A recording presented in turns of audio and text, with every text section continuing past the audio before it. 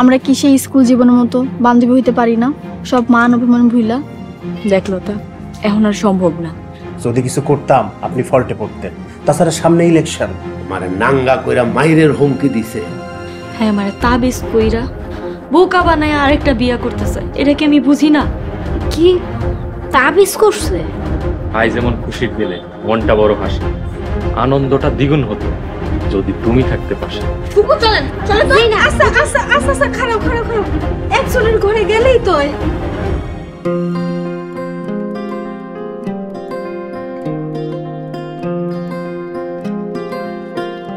ফুপু আসসালামু আলাইকুম। ওয়ালাইকুম আসসালাম। আপনি এখানে? উনি খুশি ফুপু? ও খুশি ফুপু, তাহলে তো আমগো ফুপু। আসসালামু আলাইকুম। ওয়ালাইকুম আসসালাম। ভালো আছো বাবা? থাকো তোমরা, আমরা যাইতে দাও। সরো সরো। কই যান? আর আপনি এখানে দৌড়াইতেছেন কেন আপনি? আরে বাবা, তোমার ঘরে যে এখন কি কমু বাবা, এখন কথা বল সময় নেই, রাস্তাটা ছাড়ো তো, আমারে যাইতে দাও। তরুণ ফুপু তো আমগো বাড়ি থেকে দৌড়ায় বের এলো। ফুপু ঘটনা কি? আমগো বাড়িতে সবার লগে দেখা হয়েছে, খাওয়া দাওয়া করে বেরিয়েছেন? ফুপু আপনি আইছেন, আমাকে কল দিবেন না? আপনি যাইতে পারবেন না, দুপুরে খাওয়া দাওয়া করে বিকেলে যান। হ্যাঁ না রে বাপ, এখন আমার থাকা একদমই সম্ভব না, আমারে যাইতে দাও, আমি যামু। সরো। ফুপু কি হয়েছে কোন তো? আপনার এমন লাগতেছে কেন? বাবারে, এই রাস্তা দিয়ে যাইতেছিলাম, গলা বুক শুকায় গেছিল তিয়াসে, তুমগো বাড়িতে গেছিলাম একটু পানি খাওয়ানোর লেগা, তুমগো বাড়িতে যায় দেখি যা ও মা গো। মানে আপনি বাড়িতে যে কি দেখছেন? বাড়ির সবাই ঠিকঠাক আছে? কিচ্ছু ঠিক নাই, তুমগো বাড়ির সবাই দাও বডি নিয়ে কোবাকুবি করতেছে, কি জানি কি হয়ে যায়। বাবা আমি এই ঝামেলার মধ্যে নাই, রাস্তা ছাড়ো, আমারে যাইতে দাও, সরো।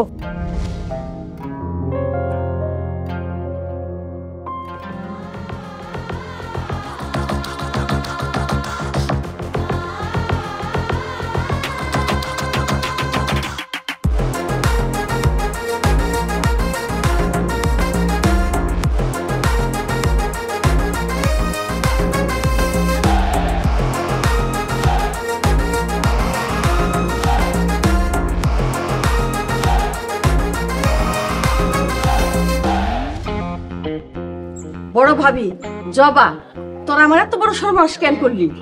আমগো মেহমানে ষড়যন্ত্র করে খেদা দিলি। এই বাড়ির একটা মানুষ আমাকে ভালো দেখতে পারে না, সবাই আমাকে শত্রু। এই তুই আমাকে ভালো চাস না কাকাওর ভালো চাস? ভালো না চাইলে সোহাগের বিপদের কথা শুই না অফিস টফিস বাদ দিয়া দৌড়ে চলে আসি না।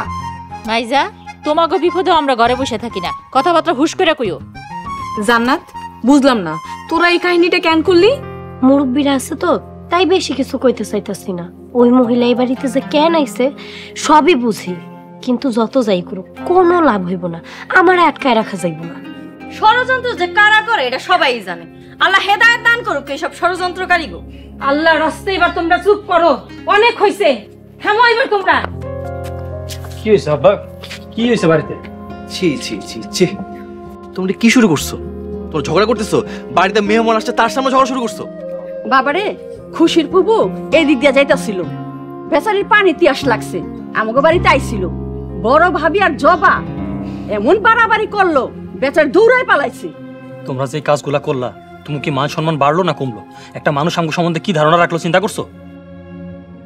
তারপর ফুপু এসে আমগরে কইলো বাড়িতে নাকি খুনাখুনি লেগে গেছে, লজ্জায় আমগো মাথা নিচু হয়ে গেছে। তোমরা পানি খাওয়া নিয়ে কামড়াকামড়ি শুরু করছো। তিনি এসে কি দেখলেন আমরা কতটা শিক্ষিত, কতটা সভ্য? বাইরের মানুষের সামনে নিজেদের সম্মান না নষ্ট করলেও পারতাম।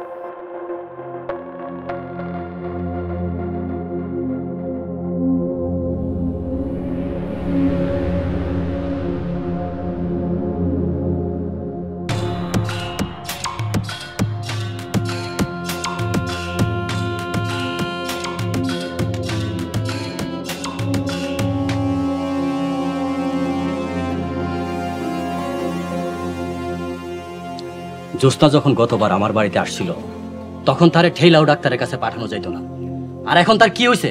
এখন সে প্রতিদিনই ডাক্তারের কাছে যায়। কি সমস্যা তার? আব্বা রোজ না, গত পরশু গেছিল আর আজকে গেছে। তুই চুপ কর। আরিফা। জি মামা। আজকে তুই কলেজে যাস নাই? মামার শরীরটা একটু ভাল লাগতেছে না, তাই আজকে যাইনি। ঠিক আছে, কালকে থেকে তুই তোর নিজের বাড়ি থেকে কলেজে যাবি, আর তোর মা আসলে সোজা বাড়িতে চলে যাবি।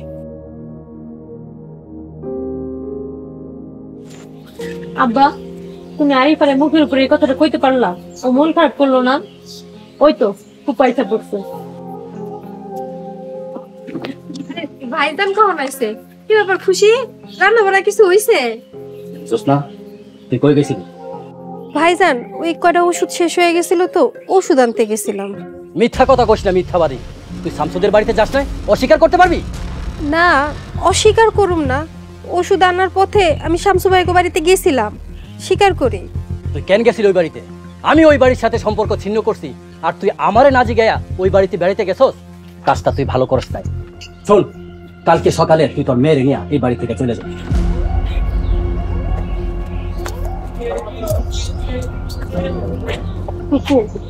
শামসু আঙ্কেল মনে হয় আব্বারে কল দিয়া কইছে। ফুপু সরি, আমি তোমার আর রাখতে পারলাম না। দূর বেটি, এটা নিয়ে মন খারাপ করতে হয়? আমি কি এই বাড়িতে সারা জীবন পরে থাকানোর লেগে আইছি? আমার তো একদিন যাইতে হবে।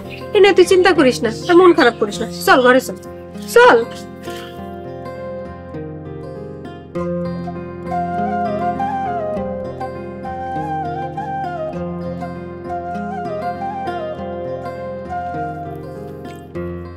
লতিফ ভাই মানা করার পরও জোসনা এই বাড়িতে কেন আইছিল জানোস? এই ময়েস নগদ টাকা দিয়ে জোসনারে হাত করছে। জোসনা আইছিল ভাঙ্গা সম্পর্ক জোড়া লাগাইতে। এই সোয়া বাবা, জানোস জোসনা একটা 1 নম্বরের ঘুষখোর। গতবার একটা কাজের জন্য এত টাকা আমার কাছ থেকে ঘুষ নিল, কিন্তু কাজের কাজ একটাও করতে পারে নাই। এই জন্যই তো ইচ্ছা করে গ্যাঞ্জাম করছি, ও নীল নকশা বানচাল করে দিচ্ছি। কিন্তু মা, এগুলা করে কি লাভ হইছে? আরে আমগো পরিবারের তো মান সম্মান নষ্ট হইতেছে, এই জিনিসটা কেন বুঝতেছো না? দেখ বাবা, তুই যদি কারো পানিতে চুবাইতে চাস, তরে পানিতে নামতে হইব এবং তোর শরীর ভিজাইতে হইব। আব্বা দয়া করে চুপ করো। সহজ জিনিসটা কেন বুঝতেছো না? অন্যের ক্ষতি করতে যায় ঠিক নিজেরই ক্ষতি করতেছো। সি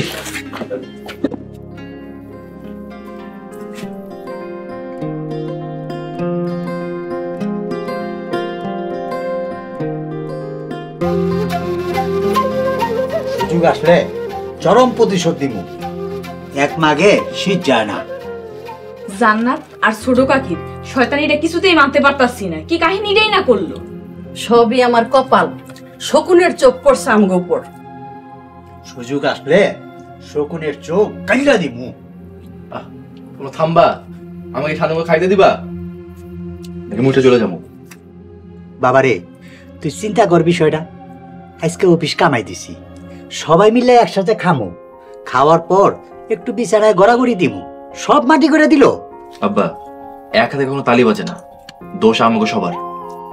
ওরা যখন ফুপুরি না টানাটানি শুরু করছিল, তোমরা টানাটানি শুরু করছিলে, ছেড়ে দিতা। ও আমাগো মেহমান, ওরা টানাটানি করে লইয়া যাইবো আর আমরা চুপচাপ চেঁচে দেখুন। ভাইজান, আমি জোসনা ফুপুরের রাস্তা থেকে টাইনা বাড়িতে নিয়ে আইছি। আর বড় কাকি দেখা আমার হাত থেকে ছো মাইরা কাইটা নিয়ে যাইতে চাইছিল, তাই আমরা বাধা দিয়েছি। আরে যাইতে দিতি, সমস্যা কি? তরুণ, তুই বুঝবি না বাবা। ওরা কি ভালো মনে টানাটানি করছে? অগমনে শয়তানি আসিল। ওরা সুযোগ পাইলে ফুপুরে ঘরে নিয়ে আমাগুলো আমি বদনাম করতো। ভালো হয়েছে যাইতে দেয়নি, বদনামের হাত থেকে রক্ষা পাইছি। বাহ, যা হয়েছে খুব ভালো হয়েছে। ফুপু যা দেখা গেছে, মনে হয় লতিফ আঙ্কেল আর ওর মায়ের আমাকে বাড়িতে পাঠাইব। যা আশা ছিল তাও শেষ।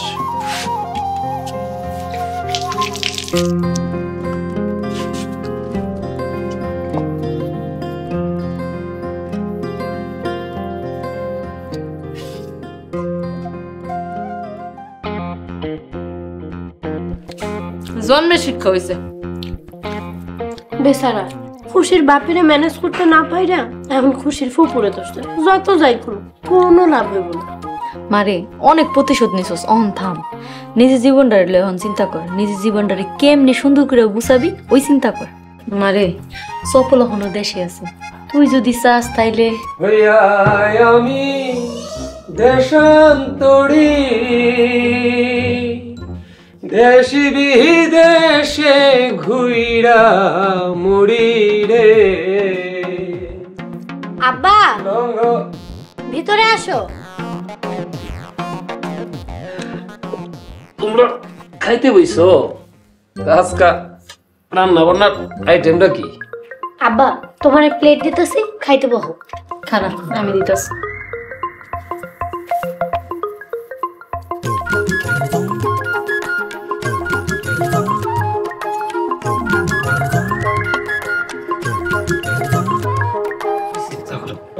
খেলি একটু তরকারি দিয়ে দাও।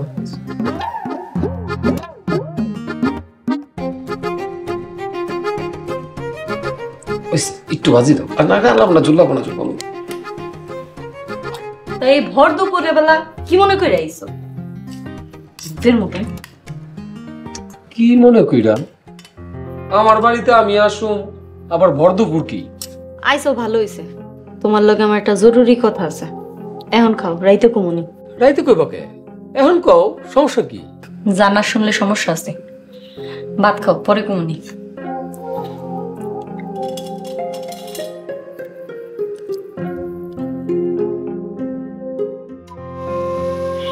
আছে নিম্ন মধ্যবিত্ত ফ্যামিলি, ছোট্ট একটা বাড়ি, এর মধ্যে 3টা ফ্যামিলি থাকে। মাঝে মাঝে মনে হয় ঝগড়াঝাটিও লাগে। ফুপু তরুণ সব কইছে, কিচ্ছু লুকায় নাই। তুমি তরুণের আব্বা আম্মার সাথে কি কথা কইলা সেটা কও। মারে কথা কওয়ানোর সুযোগ হয়নি। আমি গেছি পরে 3 পরিবার মিলে আমারে ধরে টানাটানি করা শুরু করছে। এইগুলো নিয়ে কি কঠিন ঝগড়া, এক একজন তো দাও মুঠি নিয়ে ঝগড়া শুরু করছে। এইসব দেখা আমি ডরে আয়া পড়ছি। আচ্ছা ঠিক আছে, কোনো সমস্যা নেই, তুমি তরুণের আব্বা আম্মার সাথে ফোনে কথা কইও। খুশি দেহি ভাইজানের লগে কথা কই, আর কয়টা দিন যদি থাকতে পারি, তোরে সারা যাইতে ইচ্ছা করে না মারে। আচ্ছা ঠিক আছে ফুপু, আমি ঘরে গেলাম। আচ্ছা যা।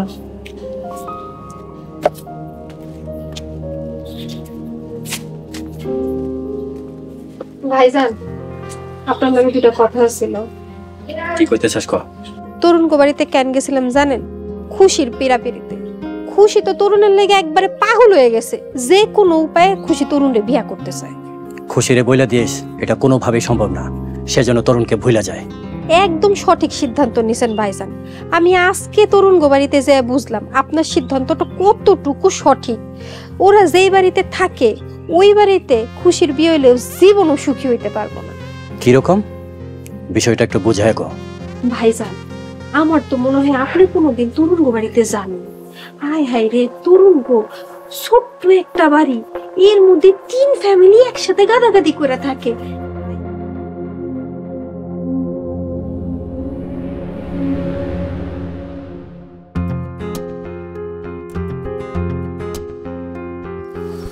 হে গাছ, তুমি একা কেন দাঁড়িয়ে এই নির্জনে?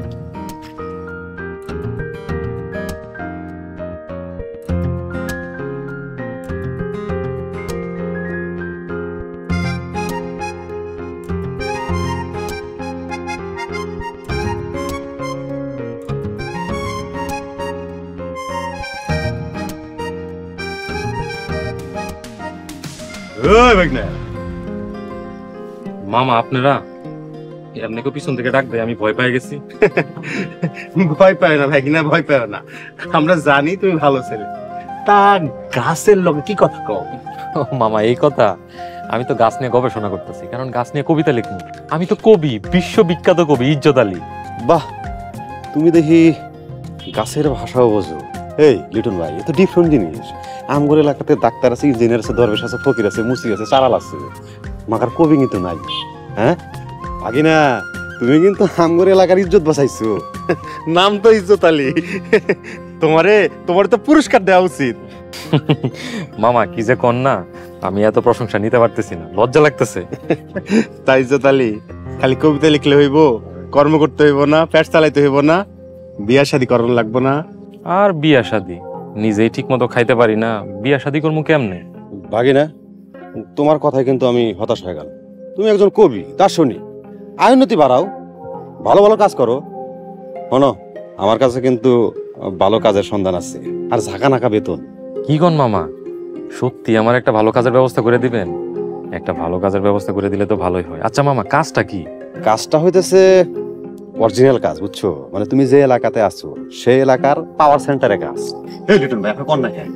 ও পাওয়ার সেন্টার বুঝো? পাওয়ার সেন্টার মানে এই ইউনিয়নের চেয়ারম্যান। চেয়ারম্যানের বাড়িতে তুমি কাজ করবা, কাজ না শুধু চেয়ারম্যানের লগে লগে থাকবা।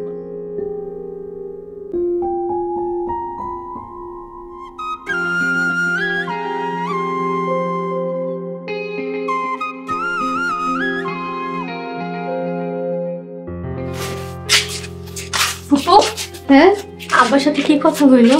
আমার ভাইয়ের মনটা মায়া মমতায় ভরা, ভাই থাকার অনুমতি দিচ্ছে। যাক ফুপু, কথাটা শুনে কি যে ভালো লাগতেছে। ফুপু, এই মুহূর্তে তুমি ছাড়া আমি অনেক অসহায়। আরে মা, আমি কাছে থাকি আর দূরে থাকি, সবসময় তোর লগেই থাকো। আচ্ছা, ওই সময় এতক্ষণ আব্বার সাথে তুমি কি কথা কইলা? ভাইজান তরুণ গোপরে অনেক বিরক্ত। তরুণ গো ওই রকম ছোট্ট একটা বাড়ি, এগো পরিবেশ, সবকিছু মিলায়া ভাইজান অনেক অসন্তুষ্ট। মারে মন খারাপ করিস না, আমি আছি না, আস্তে আস্তে সব ঠিক করে ফেলাম।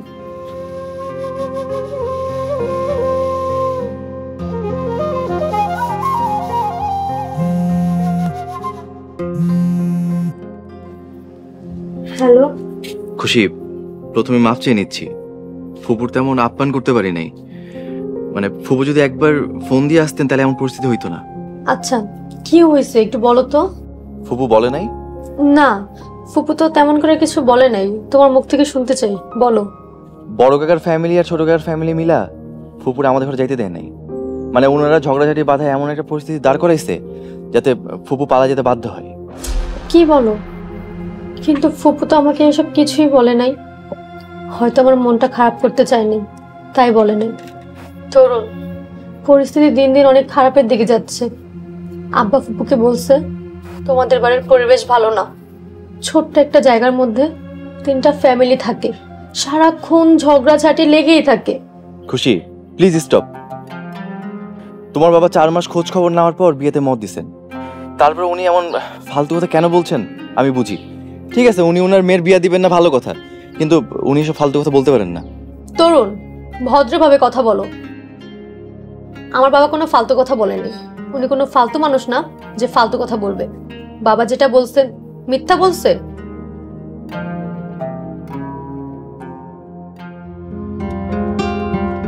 আচ্ছা, মাইয়া বিয়া দেওয়ার লেগে তুমি কয় টাকা জমাইছো শুনি?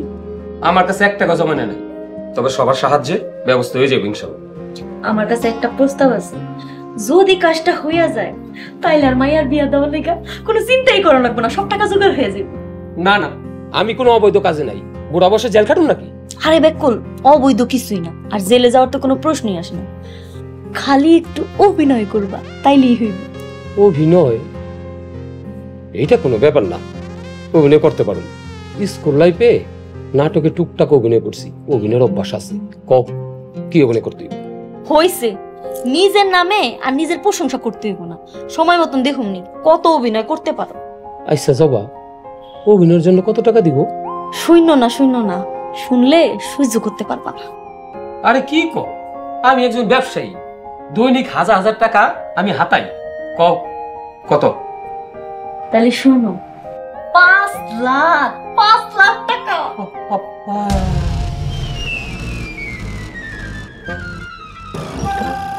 আই জান্নাতের বাপ, আমি জানতাম শুই না তুমি একবার দাঁত লাগায় ফেলাইবা। যাই পানি নিয়ে আসি। ইজ্জত, ইজ্জত কই গেল আবার ব্যাকেলটা? ইজ্জত,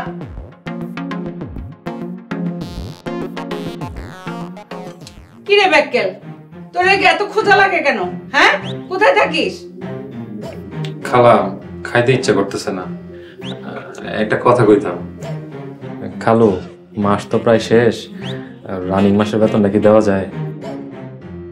ঠিক আছে, কাল নিস। কিন্তু তোরা এই ছটা এমন লাগতেছে কেন? কি তোর সমস্যা কি? না, কোনো সমস্যা নাই। আমি তো কবি, বিশ্ববিখ্যাত কবি। সারাদিন কবিতা লিখছি, কবিতা লিখে ক্লান্ত হয়ে গেছি। আচ্ছা খালু, আরো একটা কথা কইতাম। যেহেতু সবাই আছে তাহলে কথাটা কইয়েই ফেলাই। খালু, খালা, লতা, আমি আর তোমাদের চাকরি করবো না। এই ইজ্জত, কি পাগলামি শুরু করছিস তুই? হ্যাঁ খালা, সত্যি কইতাছি, আমি আর যে চাকরি করবো না।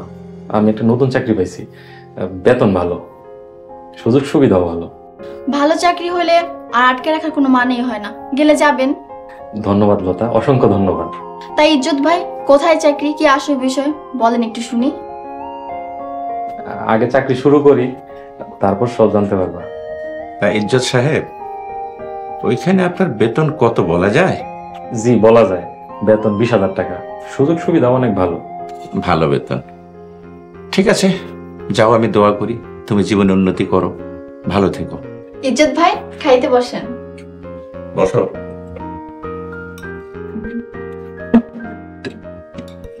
আল্লাহ জানে কি চাকরি যে নিছস তুই, জীবনে যে কত কিছু করবি তুই।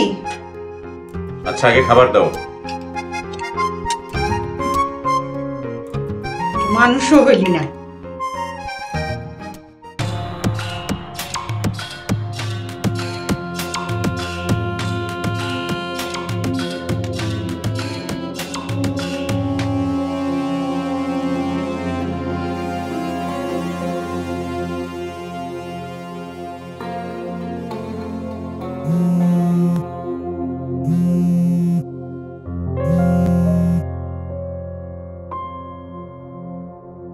এই তোমার সমস্যা কি? তুমি ফোন ধরতেছো না কেন? কোনো সমস্যা নেই, তোমার ফোন যে ধরতেই হবে এমন কি কোনো কথা আছে? তোমার কথার সুর তো চেঞ্জ হয়ে গেছে। তুমিও কি শেষ পর্যন্ত তোমার বাবার দিকে গেলা? তুমি যেমন তোমার বাবার দিকে আসো, আমিও আমার বাবার দিকেই আসি। তুমি একটা ছেলে হয়ে বাবার সিদ্ধান্তের বাইরে যেতে পারো না, আমি একটা মেয়ে হয়ে কিভাবে বাবার সিদ্ধান্তের বাইরে যাব? হ্যাঁ, আমার বাবার সিদ্ধান্তে তোমাকে বিয়ে করতে রাজি হয়েছি। এখন বাবার সিদ্ধান্ত না, নিজের সিদ্ধান্তে নিজের ভালো লাগার জন্য আমি তোমাকে বিয়ে করতে চাই। তরুণ, তুমি যদি আমাকে সত্যিই চাও তাহলে তোমাকে ওই বাড়ি ছাড়তে হবে, জান্নাতের সাথে সব ঝামেলা শেষ করতে হবে। বাড়ি ছাড়তে হবে মানে? অদ্ভুত তো, তোমাকে বিয়ে করতে হলে পরিবার ছাড়তে হবে, আত্মীয়স্বজন ছাড়তে হবে। আচ্ছা আর কি কি ছাড়তে হবে বলো তো? তরুণ, তুমি কিন্তু বেশি বুঝতেছো। আমি কিন্তু তোমাকে পরিবার ছাড়ার কথা বলি নাই। তোমার শর্ত যেভাবে বাড়তেছে এটা বলতে আর বেশি দেরি নাই। আচ্ছা এতগুলা শর্তের বোঝা না চাপে তুমি সোজা বলো তুমি আমাকে চাও না। আমি এত ঘোরানোর পেছনে কথা পছন্দ করি না। Be straight, be honest. তুমি যা ভালো মনে করো। Good night.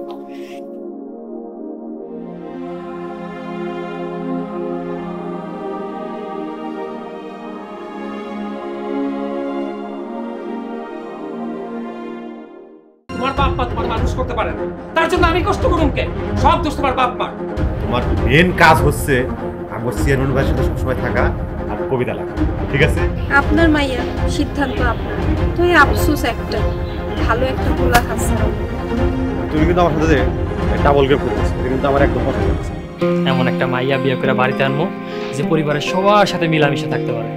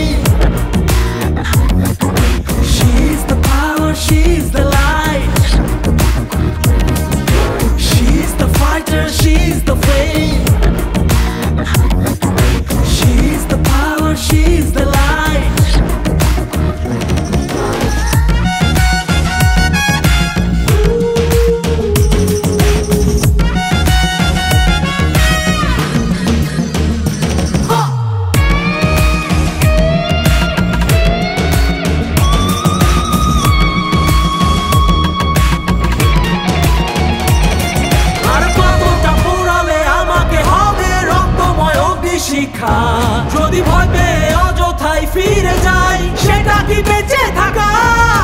কত শত দিন আর কত শত রাত বুঝবে শুধু নিজেরটাই, ঘুরে ধরা শরীর আর চেতনায় ওড়াবো তোমায় বানাবো ছাই। শেষ হবে এক মহাকাল মুক্তির উল্লাসে, সমাজের হায় না ভালো হতে চায় না, অন্যায় অত্যাচার কেন বারবার? She's the fighter, she's the flame,